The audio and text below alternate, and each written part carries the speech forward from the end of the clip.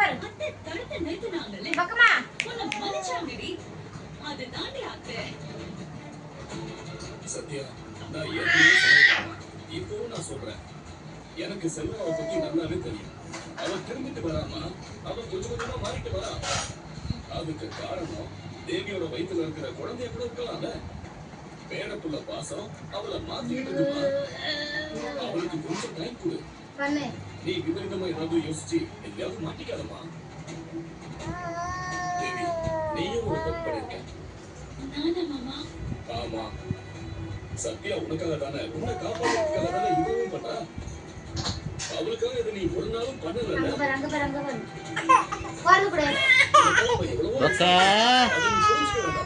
Kavinila Kavinila